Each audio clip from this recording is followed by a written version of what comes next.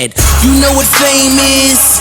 Sitting with the woman of your dreams and forgetting what her name is. You know what pain is? Flushing 2 bricks and trying to have a nigga strain it out the drain. See my face on the news and it ain't TiVo. I still wanna sell kilos. It's like I'm throwing rocks at the pen, begging for the Rico. What is up, guys? Welcome to another episode of Maximilian Must Know. Today we're looking at just another house that I consider to have been very good to me.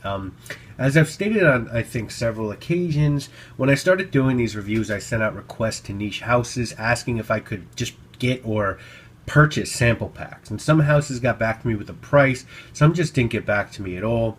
Some just asked me for my address and sent me out packages. And Byredo was one of those houses. They got back to me. They said, "What's your address?"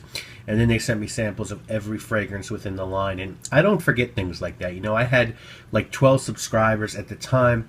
So any house that sent me samples, they weren't doing it because they thought that I was going to blow them up. They did it because they understand marketing and the fragrance business and how valuable the YouTube fragrance community and the online fragrance community is to these houses.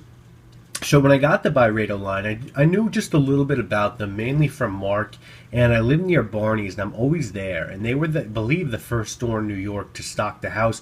Barney's, in my opinion, has the best fragrance buyer. I think her name's Denise Capozzolo or something, I think she's the best buyer, and I think they have the best program for a department store in New York City. And that's not a shot at other department stores, but if you look at the lines that they've curated, guys, they have Frederic Malle, they have Le Labo, they have Malle and Le Labo boutiques in the store. They stock Serge Lutens, Nascimato, Byredo, Le Artisan, Atkinson's, Odin, Bois 1920, Etro, Comme des Garçons, Odori, Healy, and I could just go on and on. So basically my point is that I'd known of Byredo, but I didn't know how great the line was until I got that sample pack, and there were just multiple scents that floored me. Black Saffron, Bal d'Afrique, Accord Oud, Oud Immortal, even Mink, which was to me just so fucking bugged out for a fragrance, Palermo, amazing scents. And so I decided that I needed a few of these, but first and foremost, I decided that I needed Pulp, because Pulp is insane and one of the most authentic scents that I have ever come across, probably the most authentic straight up and down. More on that in a bit, but first let's talk about this house.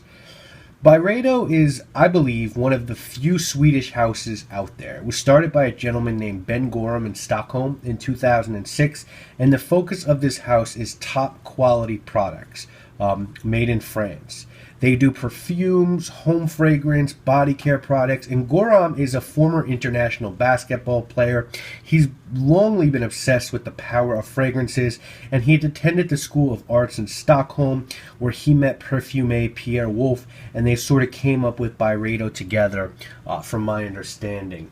I guess currently the two perfumers that he works with the most, Gorham, to craft the fragrances are Giacobetti and Jerome Epinette. Now, Giacobetti is a favorite of mine. Epinette, on the other hand, is someone I'm just sort of learning about now. He's done fragrances for Byredo as well as fragrances for Atelier and some other small houses as well. With Byredo, most of the inspirations for the fragrances come from Gorham's memory and experiences from his life. So Palermo was inspired by a trip he took to Palermo in Sicily. Green was inspired by childhood memories of his father. So that's the inspiration for these fragrances. They have a home-based store in Sweden, and they are also sold at fine department stores around the world. In New York, I'm going to guess that they had an exclusive deal with Barney's for a while that ran out, because now Aids de Venustus is carrying this, and Lucky Scent is stocking this house as well. And the fragrance that I picked up is called Pulp. Pulp is sold in 2 sizes, both eau de parfum concentrations. There's a 50 ml for $100. There's 100 and there's 100 ml. The 50 ml is $145. The 100 ml, on the other hand, is $220. I got a 50 ml from Barney's. Whenever I can go to Barney's to get a fragrance, I do. I just think they're amazing and have a brilliant selection. You also, I should mention, can get 3 12 ml travel sprays, 12 mls each, for $110. So nice options. As far as your presentation on this goes, it's a very sturdy box. It has sealed with Byredo on both sides. Just some information on the back and your ingredients, and then when you pop it open, you slide it off. You greet it with this sort of seal. Again, the same Byredo things, a little seal there, the same seal on the back, and then inside you just have this cutout where when you get it, the fragrance is going to sit right there. It's pretty secure, and it comes with a little card in here, and it just in that card is a little booklet that gives the names of all the Byredo fragrances and the notes. And then when you're done, you just put this back together and slide it back into your box. And you do have the price right there. Barney's $145. Let me focus in on that. Boom.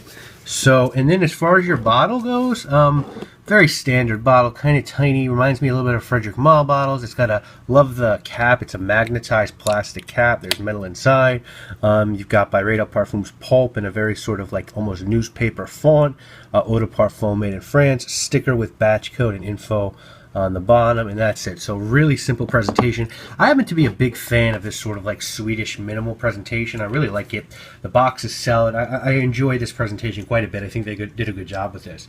As far as your notes on Pulp, it's going to be bergamot, cardamom. Let me just focus this. Bergamot, cardamom, black currant, fig, red apple, tiara flower, cedarwood, praline, and peach flower. And guys, what you're going to get when you spray this on is just the most realistic fruit fragrance you have ever come across in your life. This is literally magic. There's no other way for me to explain this fragrance to you. What this is to me is, imagine closing your eyes and you inhale from your nose and you get this, you'd think that in front of you is this bowl. And in this bowl are figs, peaches, apples, maybe mangoes, papaya, black currant, pomegranate, and these fruits are ripe, about as ripe as they can possibly be without actually starting to rot. Like in one more day, all of the fruits in that bowl, if you come back in one more day, they're going to be turning brown and you're going to start to smell rotting fruit.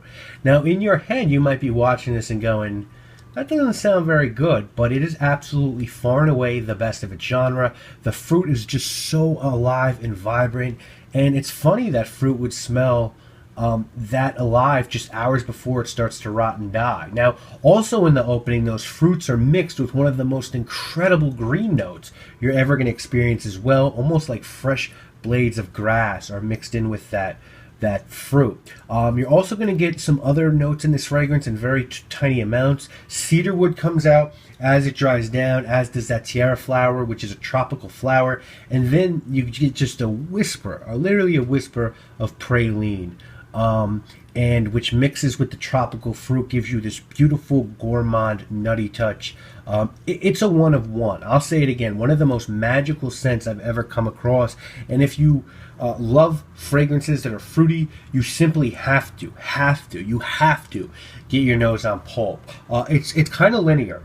That's what I like about it too, is that it does get a little bit more woody as it dries down and a little floral, but you're basically left with this for the 10 to 12 hours that this fragrance lasts on my skin. And as I said, that's the other great part about this. It has unbelievable fortitude. This stuff just lasts and lasts, and it projects really well.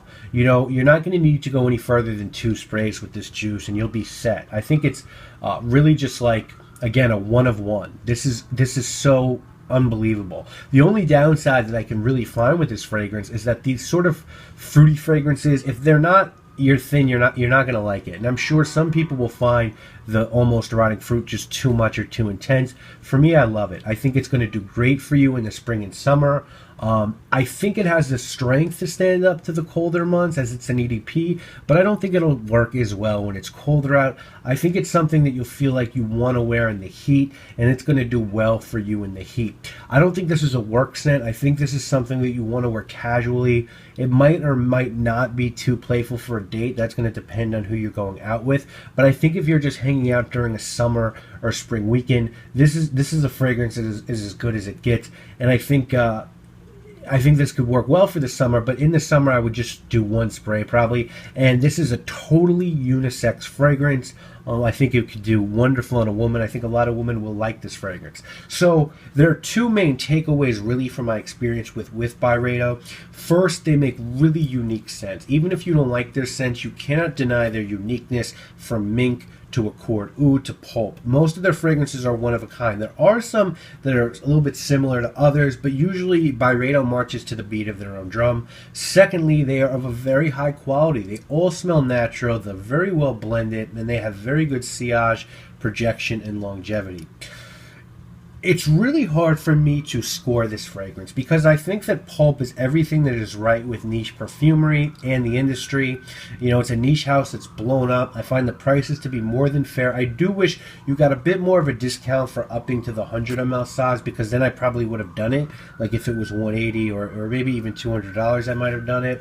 But the only real issue I have, and what keeps it, you know, from a perfect score, is, to me, just for me, the lack of versatility. You know, this is, as I said, a 2-season fragrance, and based on the intensity of the notes, I don't think it's an office appropriate scent. So then, if like me, you do work in an office for those 2 seasons, 70% of the week this is excluded for you. So it doesn't make it as great as a value as it might seem. But with that, I'm going to give this a 9 out of 10. It's incredible. Really original, really well made, really potent, just king shit of the fruity genre. Does not get better than Pulp, which is the best praise I can pay to any fragrance, honestly, calling it the king of its genre. So I really hope you guys check this out, man, if you haven't. Like, do the knowledge on this shit and at least get a sample, because it is the truth. It is the best fruit fragrance I've ever smelled. It is absolutely incredible, and I don't see how years from now a bottle of Pulp isn't always in my collection. I'm going to really try to use it sparingly and really only wear it on special casual occasions, which is sort of oxymoronic, you know. You don't have too many special casual occasions, but you know what I mean, like really hanging out with someone important, or just being outside. I think this is going to do great outside, so I just can't wait to rock the shit out of this in the summer and in the spring, and I hope you guys just check it out. Anyway, obviously this has been another Maximilian Must Know review. We will have 2 more episodes next week. I think next week we're doing an Knick fragrance. Either that or Valentino. I might have done Valentino. Yeah, I think Valentino. I think it's going to go Valentino, the Uomo, which I'm going to review, and then a Knick fragrance. But there will always, of course, be more sample shopping. Please check those out during the week, and I will see you guys again very soon. I'm Maximilian. Richard Mille, Tourbillon, remarkable timing. Black label everything, logos in the lining. Belle Biv DeVoe, push poison like a copperhead. Powder fall, smoke clears through the Walking Dead. The rosé bottles pour for the champions. You think it was a Grammy?